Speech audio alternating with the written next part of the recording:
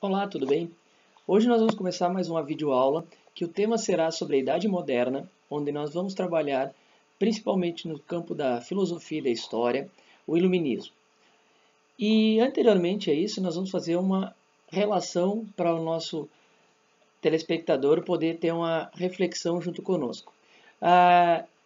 O período histórico é o século XV ao século XVIII, onde nós temos as principais características, principalmente a mudança da Idade Média para a Idade Moderna. Dentro desse contexto, nós temos que compreender como que cada período histórico tinha com suas características principais. Lá na Idade Média, nós tínhamos características fundamentais como o absolutismo, onde o monarca exercia o poder político, uma sociedade estamental dividida entre clero, nobreza e povo, e dentro dela nós tínhamos vários reflexos de desigualdade naturais dos direitos, uma economia galgada principalmente na ideia do mercantilismo, onde o Estado controlava a economia. Esses são os principais fatores da Idade Média. Já na Idade Moderna, onde nós vamos debater nossa videoaula de hoje, nós vamos ter características como a razão versus a fé, no campo do pensamento, a divulgação principalmente do conhecimento, aí surgirão o tema principal, a enciclopédia, onde todo o conhecimento foi catalogado. E algumas interrogações que principalmente o campo filosófico nos trouxe, que é a valorização frente à dúvida, a curiosidade e o questionamento. E lá no campo econômico, a defesa do liberalismo, que ele é antagônico ao mercantilismo, por quê? Porque ele defende os direitos individuais, a vida, a liberdade, a propriedade e, consequência, pelo uso da razão. Dentro dessa nossa ideia, vamos começar então debatendo um pouquinho mais sobre o Iluminismo. O Iluminismo ele é o século denominado século das luzes, o poder da razão, do progresso. Dentro dele, ele influenciou principalmente dentro da Revolução Burguesa e refletiu na independência dos Estados Unidos, na Revolução Francesa e em movimentos aqui no Brasil, como a Conjuração Mineira e Baiana.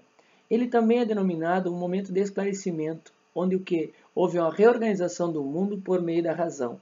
A razão que era contrária à ideia simplesmente da fé.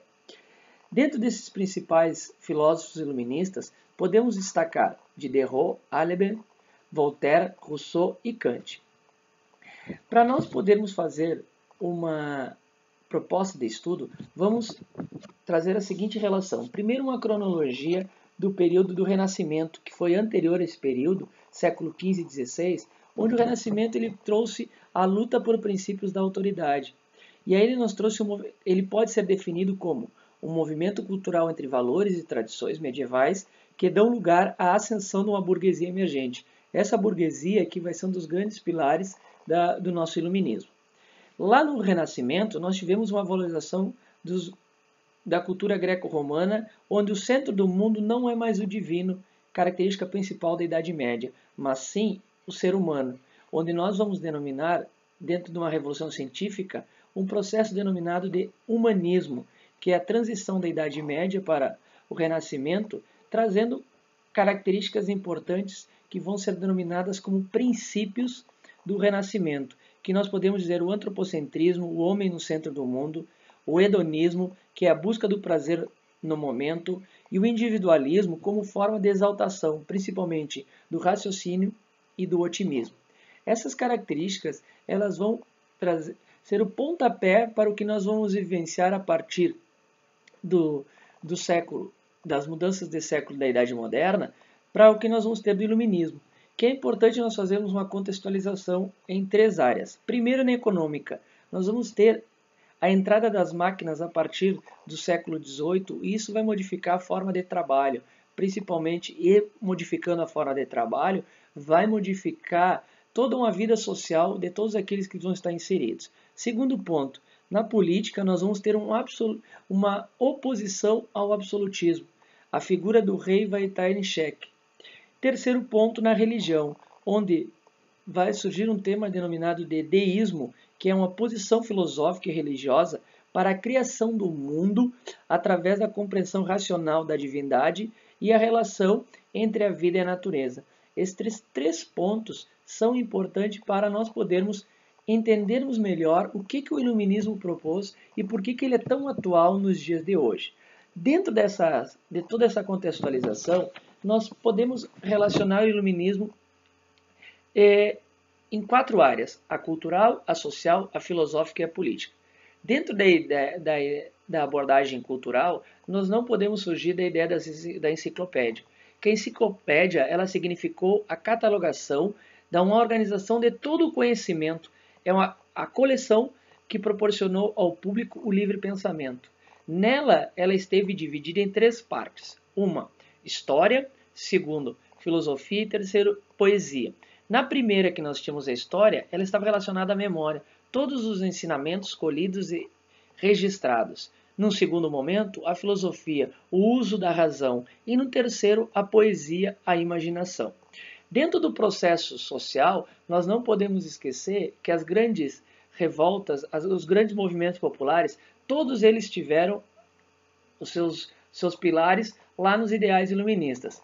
E no campo filosófico, nós temos que compreender o que? O uso da razão, do método científico, e filósofos como Diderot, Rousseau, Montesquieu e Voltaire, eles vão surgir com seus grandes pensamentos que podem ser tranquilamente contextualizados para os dias de hoje. Por quê? E no nosso quarto campo do político, onde nós vamos ter um grande cheque, a grande pergunta é: por que o monarca regular todas as relações? E aí surge a ideia do povo, através dos seus representantes, para poder pleitear todos aqueles direitos que era do povo para o povo. Essas relações são fundamentais para que nós possamos, dentro desse nosso estudo do iluminismo, compreendermos melhor toda esta relação. Eu organizei alguns pontos aqui para a gente debater em sala de aula. Primeiro, o iluminismo. Quando a gente fala em iluminismo, nós temos que fazer a seguinte relação: racionalismo, o anticlericalismo e a ciência, ela ganha um valor significativo. Ele está dentro do século XVIII, que é denominado século das luzes, também conhecido como o período da Ilustração. E traz, entre os filósofos ali que a gente trabalhou, a importância de vocês focarem nos seguintes estudos. Voltaire. O que Voltaire primava dentro do seu pensamento filosófico? Ele era contra o domínio ideológico da igreja. Já Rousseau defendia a democracia, o povo como gerenciador de todas as decisões sociais. Montesquieu já traz dentro dessa realidade o defensor da divisão dos poderes entre executivo, legislativo e judiciário. John Locke, ele traz a ideia do pacto social, tão debatida anteriormente, aqui eu até vou pegar os nossos estudos, onde o pacto social, que ele foi uma denominação, uma concepção política já de Thomas Hobbes, ele traz também, através do John Locke, a necessidade do pacto social, que nada mais é do que um acordo entre o Estado e o indivíduo, onde a segurança à vida ela está relacionada ao contrato social. E desse contrato social surge o pacto social, que John Locke traz para nós o poder com o povo através do legislativo e uma preservação da propriedade. Essas relações desses filósofos eles auxiliam muito para a nossa compreensão dentro do iluminismo, porque eles trazem uma nova nomenclatura, e essa nomenclatura tem como base coisas fundamentais. Por quê? Lá quando Voltaire fala contra o domínio ideológico da igreja, até nós desenvolvemos com os nossos alunos o texto relacionado sobre o laico. E a ideia do laico, ele traz a necessidade de nós compreendermos as questões religiosas. E aí, dentro do período histórico vivenciado na França, houve o confronto entre ideais católicos e protestantes. E lá, o nosso estudo ele procurou focar principalmente em fatores como a necessidade da compreensão e da análise do fanatismo religioso, dos posicionamentos da religião oficial, e o laico traz essa necessidade de compreendermos o sincretismo religioso, onde todas as religiões são importantes, porque todas as culturas elas auxiliam no desenvolvimento da sociedade, a necessidade da relação entre justiça e injustiça e o fortalecimento da separação entre Estado e religião. Esses dois temas não podem estar interligados, porque senão eles vão criar um monopólio do pensamento e da expressão, principalmente no campo religioso.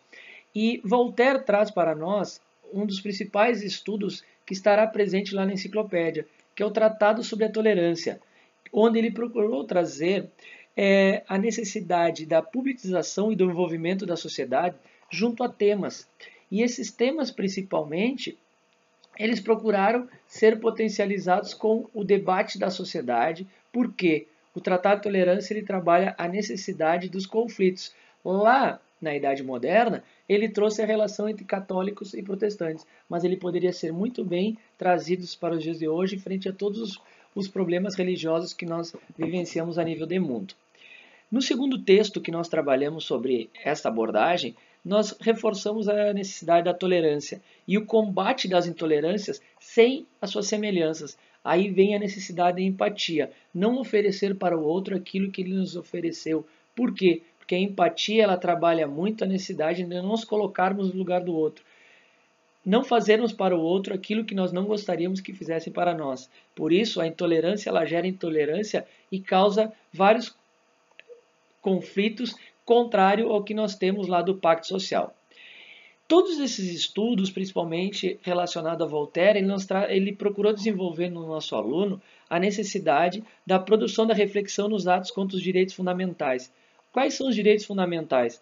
Principalmente, hoje, dentro da sociedade contemporânea, Brasil, Constituição Federal de 88, os direitos fundamentais eles estão altamente interligados quando nós falamos dos direitos humanos. Aí ele fala respeito à dignidade, proteção, direito à vida, liberdade, igualdade, segurança e propriedade. Por isso que é importante que a gente veja que o texto trabalhado em sala de aula ele também nos reporta para os dias atuais.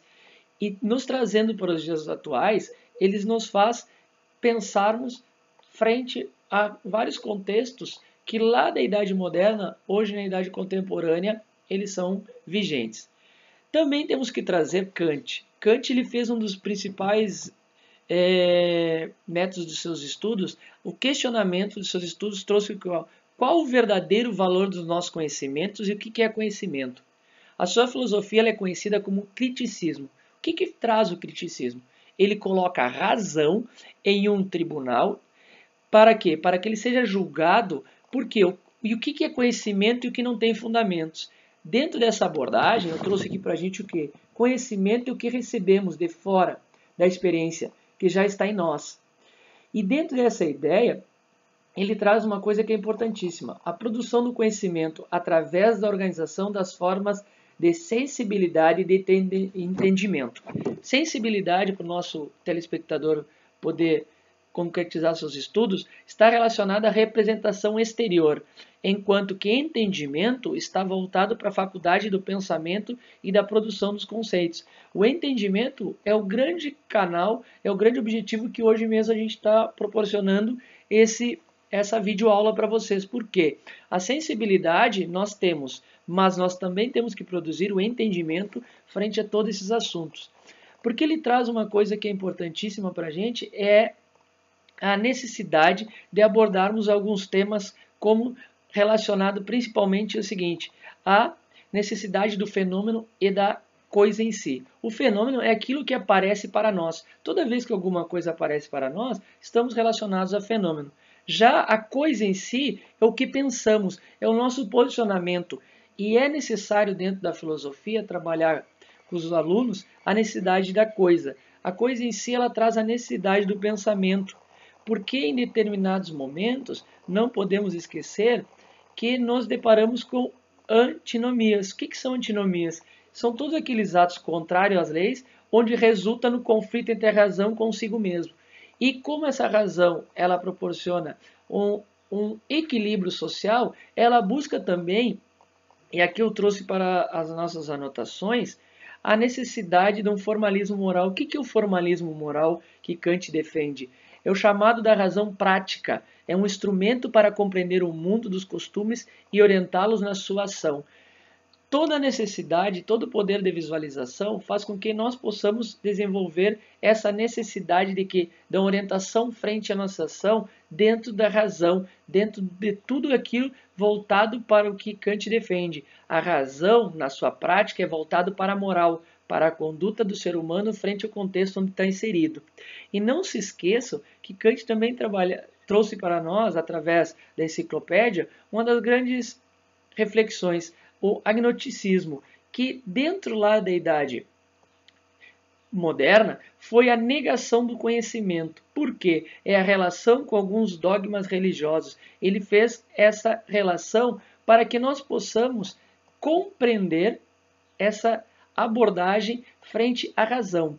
E Kant, assim como os demais filósofos, ele tinha um grande objetivo que nós possamos, na atualidade, conseguir contextualizar. É uma coisa que geralmente a gente trabalha com o nosso aluno, e essa contextualização ela procurou ser desenvolvida lá naqueles exercícios sobre esclarecimento. O que era o esclarecimento que tanto se falava em aula?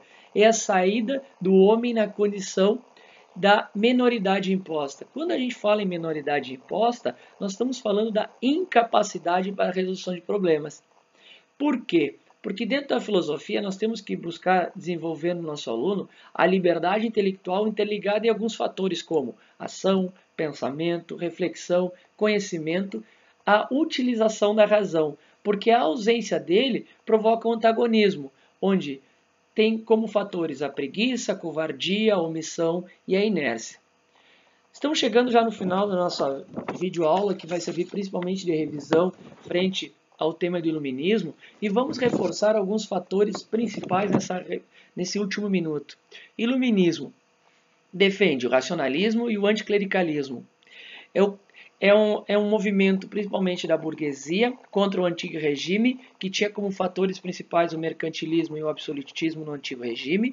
A quem ela influenciou? Independência dos Estados Unidos, Revolução Francesa e principalmente a Inconfidência Mineira, aqui no nosso Brasil.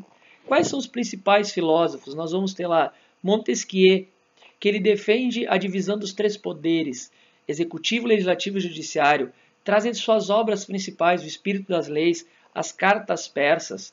Também temos Rousseau, que traz a necessidade do contrato social em sua obra, a defesa de uma democracia. Voltaire, ele foca seus estudos principalmente contra o domínio ideológico da Igreja. E também conceitos como o século das luzes, da ilustração, e por isso que definir iluminismo através de uma simbologia é proporcionar aquela lâmpada, onde busca que as pessoas que desenvolvem seus estudos a clareza, a busca pela razão e não simplesmente a aceitação de alguns parâmetros impostos, principalmente pela sociedade. Espero ter ajudado vocês. Muito obrigado e até a próxima.